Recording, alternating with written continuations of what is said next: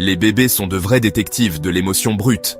Ils naissent avec une compétence que vous aviez aussi, une sorte de super pouvoir pour lire les intentions cachées derrière le masque social des gens. Mais en grandissant, en apprenant à parler, à bien nous tenir, nous avons rangé ce pouvoir au placard. On s'est mis à écouter les mots, et on a arrêté de regarder le reste. Et si je vous disais que vous pouviez récupérer ce talent, que des techniques bien réelles, basées sur la science, permettent de réveiller ce sixième sens pour enfin savoir ce que les gens pensent et ressentent vraiment? Dans cette vidéo, on va réapprendre ensemble le langage que vous maîtrisiez avant même de savoir dire maman. Numéro 1. Le super pouvoir perdu des bébés. Super pouvoir, c'est une image, évidemment. Mais la réalité scientifique n'est pas si loin. Le cerveau d'un bébé est une véritable éponge. Il apprend à une vitesse folle. Pour lui, les émotions sont le seul moyen de dire « j'ai faim, j'ai peur, fais-moi un câlin ». La nature l'a donc programmé pour être hyper attentif aux signaux émotionnels pour pouvoir survivre. Ce n'est pas de la magie, c'est de la science. Des études, notamment de l'Université de Genève, ont fait une découverte fascinante. Dès l'âge de 6 mois, un bébé est capable de faire le lien entre une voix joyeuse et un visage souriant. Il ne se contente pas de voir ou d'entendre, il comprend le concept de la joie. Il transfère une information émotionnelle du son à l'image. Sa capacité à différencier les émotions se développe à toute vitesse durant ces 6 premiers mois. Alors, qu'est-ce qui cloche chez nous, les adultes? Pourquoi on a l'impression d'avoir perdu cette sensibilité? La réponse est simple, le langage. À mesure que les mots prennent toute la place, notre attention se détourne. Les mots deviennent notre canal de communication principal et, sans même nous en rendre compte, on commence à ignorer la symphonie d'informations non verbales qui les accompagne. On passe de sentir la communication à simplement l'entendre. Le but n'est pas de redevenir un bébé, mais de réapprendre à voir, à écouter et à ressentir tout le message. Et pour ça, la première clé, c'est de comprendre un principe que vous maîtrisiez sur le bout des doigts, la congruence. Numéro 2. La congruence. Le mot a l'air compliqué, mais l'idée est simple comme bonjour. En communication, la congruence, c'est quand tout est aligné. Les mots, le ton de la voix et le langage du corps racontent exactement la même histoire. Quelqu'un qui vous dit « Je suis super content de te voir » avec un grand sourire sincère et les bras ouverts est congruent. Là où ça devient un jeu de détective, c'est quand il y a incongruence. C'est ce moment de flottement où les signaux se contredisent. C'est votre ami qui vous assure non, ça va, avec une voix qui tremble et un regard fuyant. C'est votre collègue qui lance « Ah oui, super idée !» les bras croisés et avec un micro-sourire qui en dit long. C'est précisément dans ces moments de contradiction que s'applique la fameuse règle des 7-38-55 du psychologue Albert Mehrabian.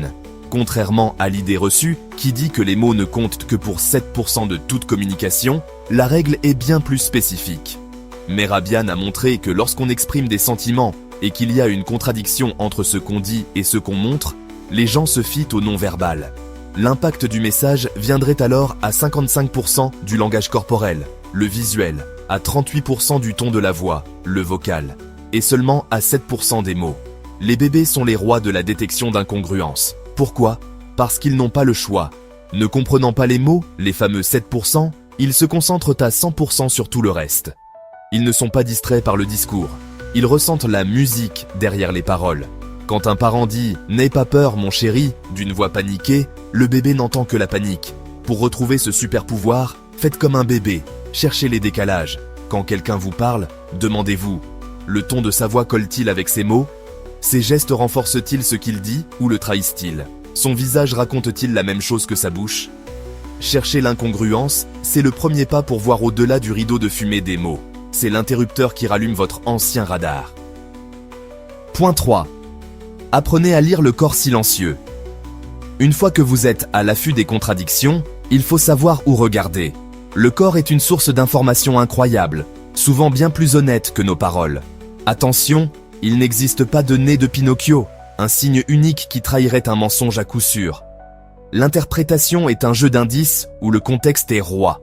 Mais certains canaux sont plus bavards que d'autres. Commencez par les pieds. Oui, vous avez bien entendu, les pieds. C'est la partie du corps qu'on contrôle le moins. Observez leur direction. On a tendance à orienter nos pieds vers ce qui nous intéresse ou vers la sortie. Si quelqu'un vous parle poliment mais que ses pieds sont déjà tournés vers la porte, il y a de fortes chances qu'il soit pressé d'en finir. Continuez avec les mains. Des mains ouvertes, paumes visibles, sont souvent un signe de transparence. Des mains cachées, dans les poches ou derrière le dos, peuvent vouloir dire que la personne retient quelque chose. Repérez aussi les gestes d'auto-apaisement. Se frotter la nuque, jouer avec une bague. Ce sont des indicateurs de stress ou de malaise.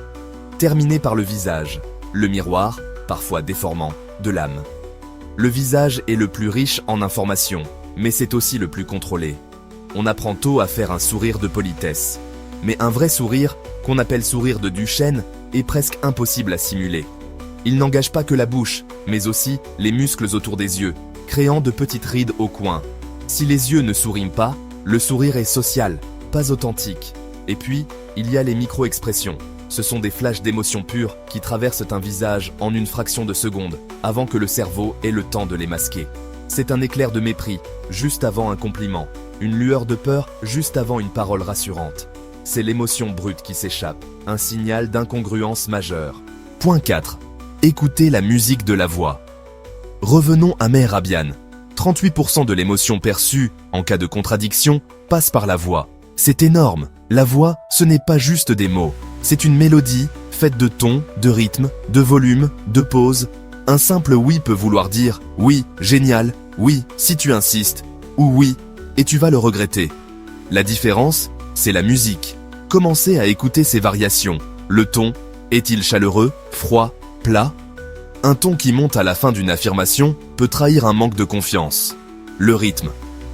La personne se met à parler plus vite ? Ça peut être de l'enthousiasme, mais aussi de la nervosité, comme pour se débarrasser vite d'un mensonge. Un ralentissement soudain ? Peut-être qu'elle choisit ses mots avec une prudence extrême. Les silences.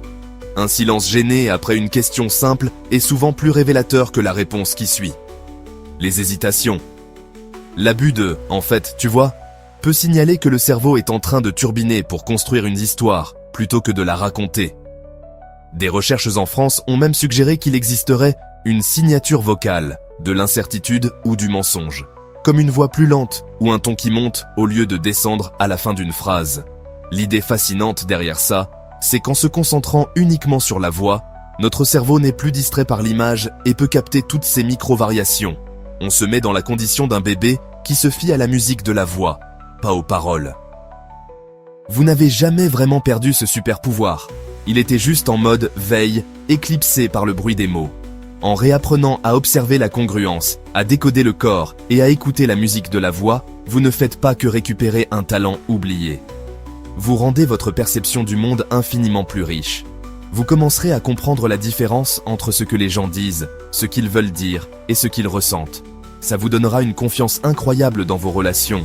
Ça vous protégera des manipulations et, surtout, ça vous reconnectera à cette petite voix intérieure, cette intuition, qui n'est souvent rien d'autre que votre cerveau qui traite à toute vitesse une avalanche d'indices que vous aviez oublié de regarder.